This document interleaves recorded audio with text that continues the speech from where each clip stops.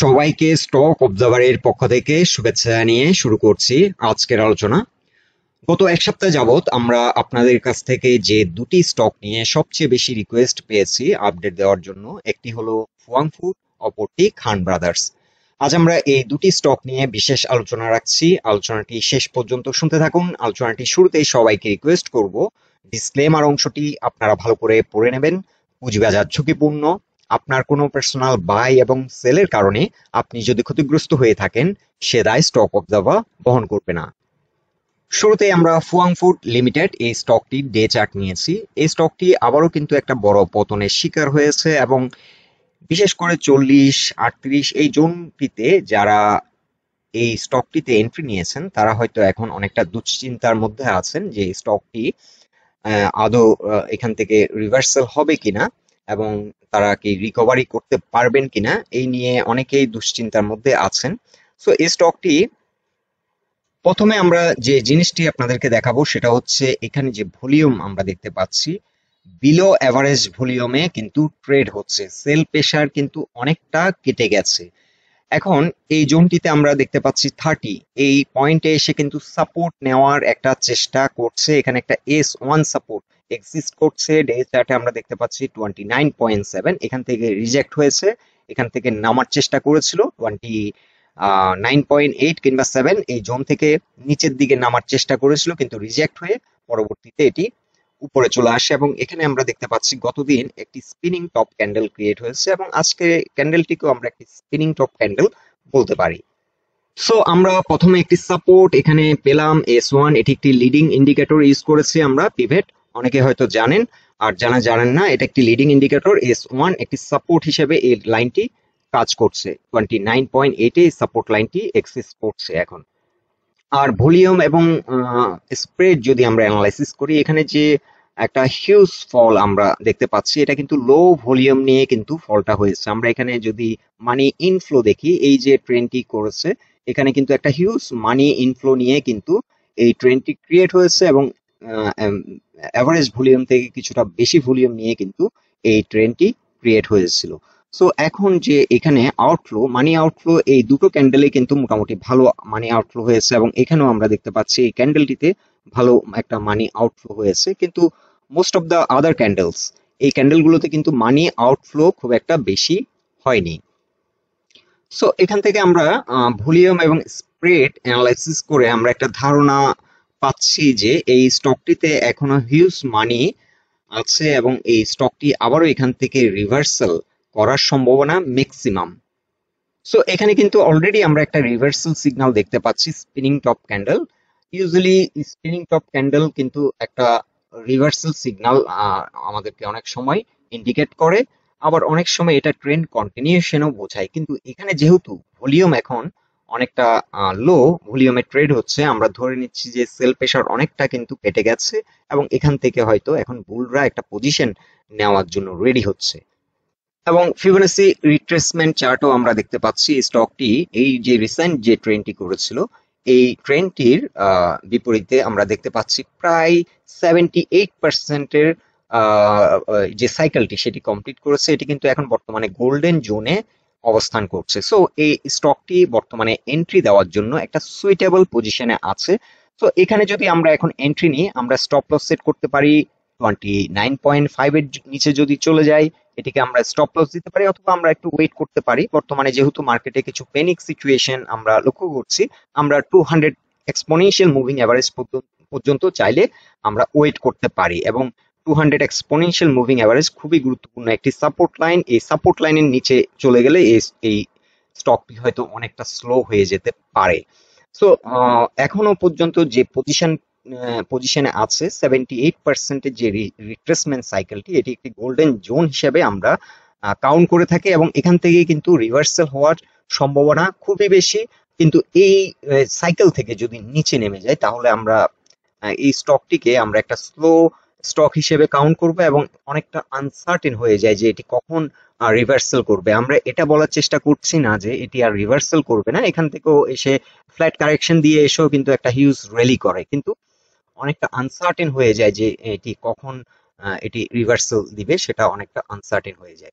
But before that এখনো যে সিচুয়েশনটাতে আছে, এখান থেকে কিন্তু রিভার্সাল হওয়ার সম্ভাবনা কিন্তু ম্যাক্সিমাম। এখানে কিন্তু সেল প্রেসার অনেকটা কেটে গেছে এবং এখান থেকে একটা বুলিশ এনগালফিং হতে পারে ডিউ টু মার্কেট সার্কামস্ট্যান্স। কিছু প্যানিক সিচুয়েশন মার্কেটে চলে আসার কারণে মার্কেট সেন্টিমেন্ট নষ্ট হয়েছে, যার কারণে হয়তো এই স্টকটি এখন কিছুটা এখানে কনসলিডেশন হচ্ছে। আমরা আওয়ারলি চার্ট যদি দেখি, আওয়ারলি চার্টে আরেকটু ভালো জিনিসটা আমরা দেখব।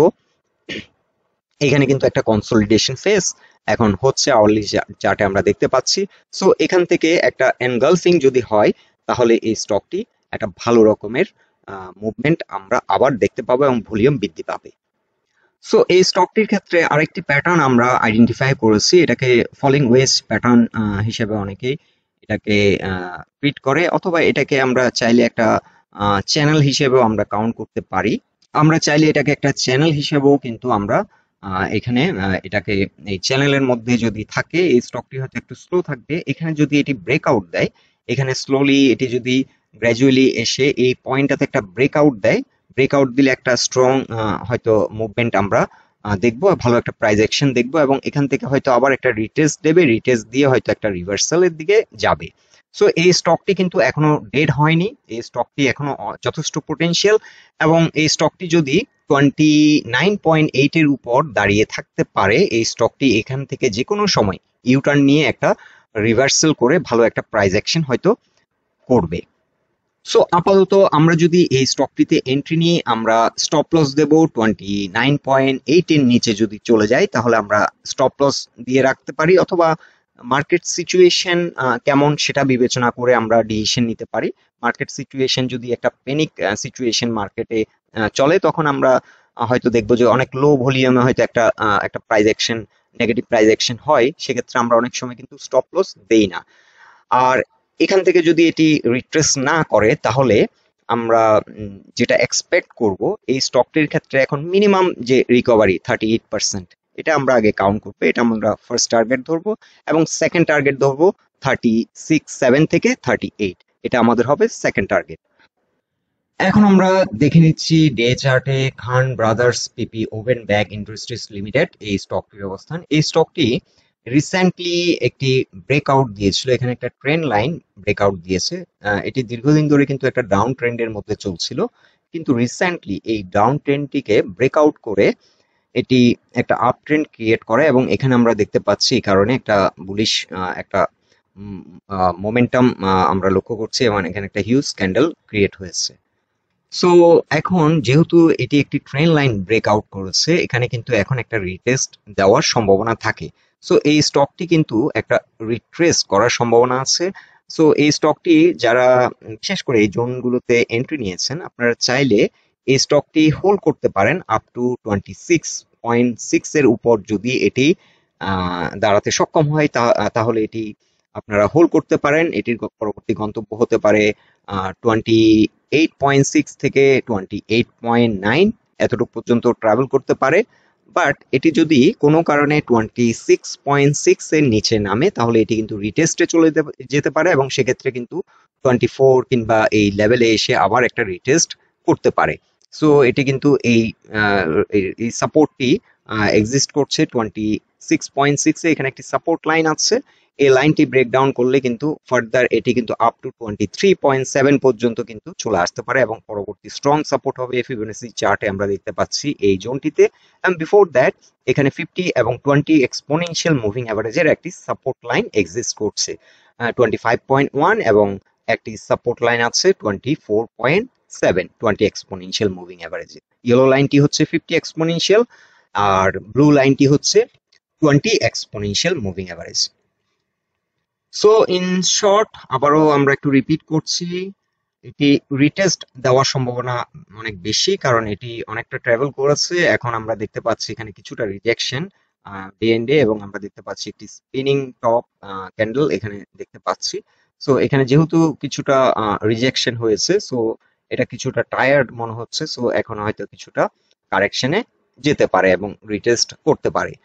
সো এই জোনটিতে এই সাপোর্ট লাইনটিকে আমাদেরকে একটু কশাসলি আমাদেরকে একটু অ্যাটেন্টিভ থাকতে হবে। 26.6 এর নিচে নামলে আমরা সেল করে রাখতে পারি। আর আমরা যদি ওয়েভ সিকোয়েন্স ফলো করি এই স্টকটির ক্ষেত্রে, so as per Elliott wave এটি কিন্তু এখন তার ফার্স্ট ওয়েভটি এখানে কমপ্লিট করেছে এবং সেকেন্ড ওয়েভ আমরা দেখতে পাচ্ছি এখানে কমপ্লিট করে এখন থার্ড ওয়েভের দিকে রান করছে। সো এটি গ্র্যাজুয়ালি এটি হয়তো আবার নতুন করে ওয়েভ করে এটি তার যে রিসেন্ট হাই সেটিকে চেস করবে এবং চেস করে একটি নিউ হাই করার সম্ভাবনা আছে। সো লং টার্ম এই স্টকটি কিন্তু তার যে রিসেন্ট হাই সেটিকে ব্রেকআউট করে একটি হয়তো নিউ হাই ক্রিয়েট করবে।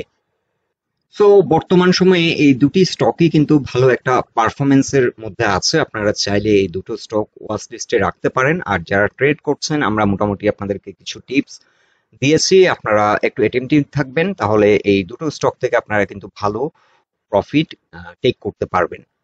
সো বন্ধুরা, এটাই ছিল এই দুটো স্টক নিয়ে আমাদের অবজারভেশন। আলোচনাটি যদি আপনাদের ভালো লেগে থাকে অবশ্যই পোস্টটিকে লাইক দিন, আর আমাদের সাথে থাকার জন্য আপনাদের অসংখ্য ধন্যবাদ।